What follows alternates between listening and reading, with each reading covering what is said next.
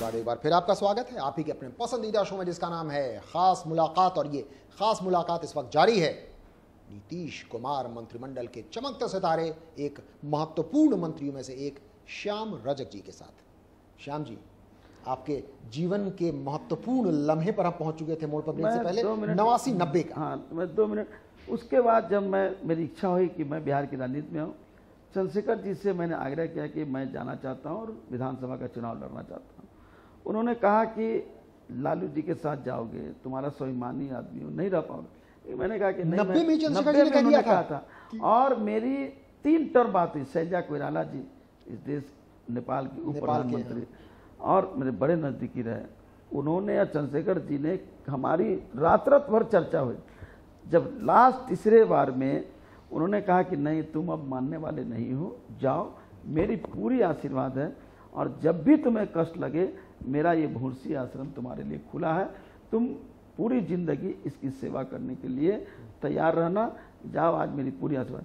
मैं आया, मुझे प्यार मिला, मैं जीता, एमएलए बना, मंत्री बना। नहीं, लेकिन एक मिनट, 90 में आप हारे थे पहले, 90 में हार गया, 95 में जीते, आपके शुरू हुए। 90 में चूंकि दिल्ली से सीधे आया और मैं लड़ा, मैं हार गया। ये 90 के लोकसभा चुनाव में जम्मू में थे, वहां हार मिली, लेकिन 95 के बाद ये जीत का सिलसिला इनका जारी रहा। उसके बाद मैं दिल्ली छोड़ करके पूरा फुलवाड़ी में लग गया 90 हार के बाद। और 95 में जब भारी बहुमतों से लोगों ने जिताया और लगातार जीतते रहा। बीच में जब मैं पार्टी छोड़ा, 1 साल बचा था, मैं हारा चुनाव राजद से और फिर मैं इस बार चुनाव जीता हूँ। और श्री नीतीश कुमार जी ने मुझे खाद्य आपूर्ति उपभोक्ता संरक्षण मंत्री बनाया है और मंत्रालय के जो काम है वो सब बिहार की जनता, देश की जनता जानती है कि मैं जब ऊर्जा मंत्री था तभी मैं जनता के लिए काम करता था। मैं अपना समय कम निकालता हूँ, जनता के लिए ज़्यादा। और आज भी मैं संगठन का भी काम देखता हूँ राष्ट्रीय महासचिव के नाते, जनता दल यूनाइटेड का। हाँ, और उस समय भी मैं था तो, और आज भी मैं असम में भी गया, अभी बंगाल जाना है। और फिर पार्टी के अलावा मैं विभाग का भी काम बखूबी निभा रहा हूँ। आज खाद्य उपभोक्ता संरक्षण मंत्रालय है मेरे जिम्मे है और इस विभाग को इतनी जड़ता रही, 45,000 दुकान है जी। तो इस खाद्य और उपभोक्ता मंत्रालय मंत्रिमंडल पर आने से पहले एक छोटा सा सवाल जनता की नब्ज के मुताबिक मैं आपसे पूछना चाहूंगा। एक जमाना था जो 90 की दशक में शुरुआत करते हैं, सीधे ऐसा नहीं कह सकते हैं कि वो लालू राबड़ी जी का राज था, अब नीतीश जी का राज है। काफी समय तक लालू जी, पासवान जी, नीतीश जी सब एक ही साथ थे, आप भी उनके साथ, सब लोग, है ना, सब साथ में थे। एक 90 के दशक के उत्तरार्ध में फिर सबों ने अपने अपने 92 के बाद रास्ते, 93 से, हाँ, मतलब 95 से समझिए कि रास्ते लगभग अलग हुए। वो मैं जानना चाहूंगा आपसे कि आपने तीनों को, जो मुख्य भी हैं, लालू जी हों, पासवान जी हों, नीतीश जी हों, तीनों के साथ आपने एक साथ भी काम किया है? तीनों के साथ एक साथ भी काम किया, अलग अलग भी काम किया। तो इससे मैं जुड़ा आपका सवाल, अपने एक सवाल का उत्तर आपसे चाहूंगा कि जब एक साथ थे उस समय का अनुभव, और जब लालू जी के साथ काम किया वो, और अभी अनुभव तो शुरू में आप बता चुके हैं, दोनों के व्यक्तित्व की मैं तुलना आपसे करना चाहूंगा, लालू जी की शख्सियत और नीतीश कुमार जी की शख्सियत। देखिए, लालू जी की शख्सियत ने पहले ही कहा, ये सोचते हैं, बात करते हैं गरीबों की बात, लेकिन सोच भी उनकी है, दृष्टि भी है, चाहते भी हैं, लेकिन जब सारी चीजें जब सतह पर आती है उसके बाद व्यक्तिगत चीजों में, पारिवारिक चीजों में उलझ जाते हैं और परिवार इनके लिए महत्व हो जाता है। सोच इनकी है देश, बिहार की जनता, गरीब जनता, इनके लिए प्रथम सोच है। लेकिन जब सोच के बाद एक प्रारूप बनता है तो वो प्रारूप में वो व्यक्तिगत स्वार्थ, पारिवारिक स्वार्थ ही ढूंढने लगते हैं। इसी में वो जो बड़ी चीजें हैं जिसके वो नेता होते हैं, जनता का विश्वास होता है, उसमें ये खो जाते हैं। मैं बताता हूँ, 90 में श्री नीतीश कुमार जी ने, सब लोगों ने मेहनत करके लालू जी को मुख्यमंत्री बनाया। हमारी उस समय कोई बहुत बड़ी भूमिका नहीं थी। जी, रामचंद्र दास जी को हरा करके लालू यादव जी, मेरी बहुत भूमिका नहीं थी। हम लोग तो चंद्रशेखर जी के साथ अपना दिल्ली की राजनीति और देश की राजनीति करते थे। लेकिन मैंने नजदीक से देखा हूँ, उस समय शरद यादव जी भी थे ऑब्जर्वर, और सब लोग लालू जी के लिए नीतीश कुमार जी ने कंपेन किया, शरद यादव जी ने कंपेन किया, और जब बन गए, अच्छी जोड़ी थी लालू जी की, नीतीश जी की। लेकिन नीतीश जी उस समय बहुत बड़े नेता नहीं थे, नेता हो गए थे लालू यादव, क्योंकि 74 मूवमेंट में भी वो सर्वमान्य नेता थे, छात्र आंदोलन के अध्यक्ष थे। लेकिन धीरे धीरे इसी स्वार्थों में वो दूरी बनते गई और दूरी बनते बनते बाद में नीतीश जी को छोड़ना पड़ा। तो अब अगर आपके मंत्रालय भी पहुंचे कि नीतीश जी ने अगर बिहार की भलाई की है 5 सालों में, तो भारी बहुमत के साथ बिहार की जनता ने उन्हें वापस मुख्यमंत्री भी बनाया है, उस मंत्रिमंडल में आप एक महत्वपूर्ण भूमिका निभा रहे हैं, खाद्य आपूर्ति एवं उपभोक्ता संरक्षण मंत्रालय, पीडीएस जो जन वितरण प्रणाली है, ये इसकी बहुत बड़ी चुनौती है। देखिए, बहुत बड़ी चुनौती है। मुख्यमंत्री जी ने मुझे पहले ओथ के पहले ही बुला के कहा कि मैं आपको एक बड़ी जिम्मेदारी देना चाहता हूँ।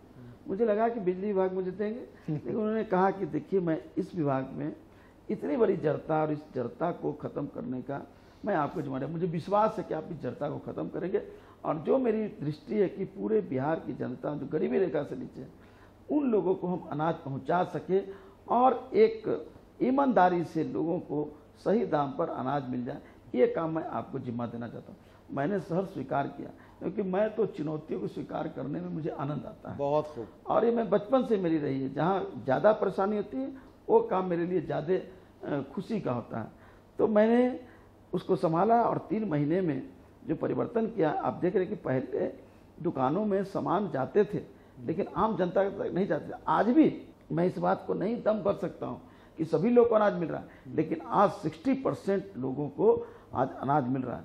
आज 100% दुकान खुल रही है, 100% दुकानों में अनाज जा रहा है और 60% लोगों तक अनाज पहुँच रहा है। इसलिए हम अपने संसाधन से जो 80 लाख परिवार है उनको हम अनाज देने की व्यवस्था करें। और हम लोगों ने कैबिनेट से खाद्य सुरक्षा बिल को पास किया और हम लोग उसके बारे में पूरी तैयारी कर रहे हैं, और अगले माह से हम पूरा प्रयास कर रहे हैं कि हम 1,45,00,000 लोगों को अनाज हम जो बीपीएल के दाम पर देंगे।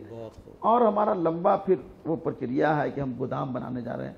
हम जो हर एक पंचायत में हम 100 मीट्रिक टन का गोदाम बनाने जा रहे हैं। अभी हम भाड़े पर लेने जा रहे हैं, हमने उसके लिए आदेश दे दिया है। प्रखंड स्तर पर हमने 500 मीट्रिक टन का हम गोदाम बनाने जा रहे हैं। हम जो गड़बड़ियां होती रही हैं ट्रांसपोर्ट का, कि ट्रांसपोर्ट का अनाज उठता और भी भ्रष्टाचार के कई आरोप लगते रहे, तो हमने जीपीएस सिस्टम लागू करने के लिए आज ही मैंने संचिका पर भी दस्तखत किया और ऑर्डर कर दिया कि जो नया ट्रांसपोर्ट का जो टेंडर होगा वो नेशनल टेंडर होगा, नेशनल बीड होगा, स्टेट के अंदर नहीं, और उसमें जीपीएस सिस्टम होना नितांत अत्यंत ही आवश्यक है। बिना जीपीएस बहुत खूब, यानी कि उसके बाद हम पूरी कंप्यूटराइजेशन करने जा रहे हैं। पीडीएस दुकान से लेकर के हमारे स्टेट हेडक्वार्टर तक पूरा कंप्यूटराइजेशन लगेगा। कितना सामान कहाँ निकला, आज कितना निकला, अभी कितना निकला, कितना जनता तक पहुंचा, ये सारा हम कंप्यूटराइज सिस्टम कर रहे हैं।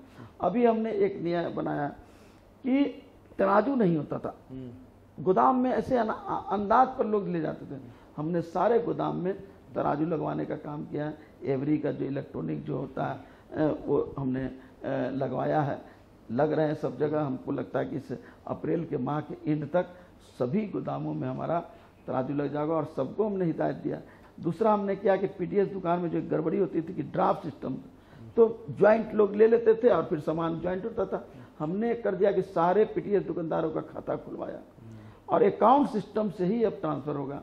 अब मार्च से जो हो रहा है जो ट्रांजैक्शन, वो नया फाइनेंशियल ईयर शुरू हो रहा है, जो नहीं शुरू हो गया हमारा मार्च से ही, अप्रैल से नहीं, मार्च से हमने शुरू कर दिया कि पीडीएस दुकान के अकाउंट से हमारा एसएफसी के अकाउंट में पैसा ट्रांसफर होगा, और वहीं से आरओ बंद करके और उसके बाद अनाज उनको मिल जाएगा। और अनाज के लिए भी हमने कैलेंडर बना दिया, फूड कैलेंडर।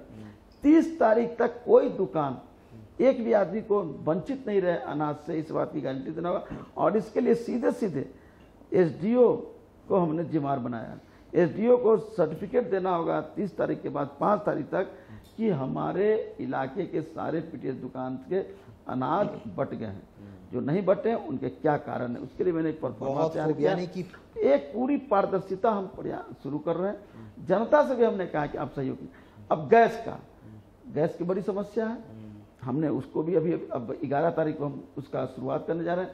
एसएमएस के जरिए गैस की बुकिंग होगी, यानी खाली गेहूं, चीनी और किरासन तेल ही नहीं, गैस के लिए भी पीडीएस व्यवस्था की जाएगी। अब उसको एसएमएस के जरिए बुकिंग होगी और एसएमएस के जरिए ही लोगों को पता चलेगा और उसको डेट समय दिया जाएगा, उस समय पर उसको मिलेगा और उसको भी एसएमएस के जरिए बताना। और उसका सर्वर जो लग रहा है हमारे मुख्यालय में लगेगा और सर्वर से ही सारा कोऑर्डिनेट हम करते रहेंगे। किरासन तेल में जो हमारा 9 करोड़ 30 लाख लीटर जो हमारा होता है, हिस्सा हमको भारत सरकार देती है 6,87,00,000, और इस बार और घटा दिया, अब दे रही है 6,83,00,000 लीटर दे रही है, तो हमको 2.25 लीटर तेल देना पड़ रहा है। दिल्ली को मिलेगा 20 लीटर तेल प्रति परिवार मिलेगा, दिल्ली को 20 लीटर, जहाँ की बिजली भी है, गैस भी है, पूरी सुविधा है, और बिहार को मिलेगा 3.25 लीटर। ये है अंधेर नगरी चौपट राजा डॉक्टर मनमोहन सिंह का और सोनिया गांधी जी का। और श्याम रजक जी का कहना है कि तमाम केंद्र सरकार की मदद न मिलने के बावजूद इनके मुताबिक राज्य सरकार अपने बलबूते तमाम अनियमितताओं को जन वितरण प्रणाली में से दूर हटाने में पूरी तरह सक्षम होगी। और इस आपके प्रयास के लिए हमारी ओर से ढेर सारी शुभकामनाएं श्याम रजक जी। धन्यवाद। और खास तौर पर आप खास मुलाकात में आए, इसके लिए आपको बहुत बहुत धन्यवाद। Thank you very much. तो ये थे हमारे आज के खास मेहमान, बिहार सरकार के खाद्य आपूर्ति एवं उपभोक्ता संरक्षण मंत्री श्याम रजक जी। हमें पूरी उम्मीद है कि इनसे खास मुलाकात आपको जरूर पसंद आई होगी। लेकिन इस वादे के साथ हम हो रहे हैं आपसे रुखसत की जल्दी ही, यानी अगले हफ्ते एक और दमदार खासम खास शख्सियत से होगी आपकी खास मुलाकात। तब तक मुझे इजाजत दीजिए। नमस्कार।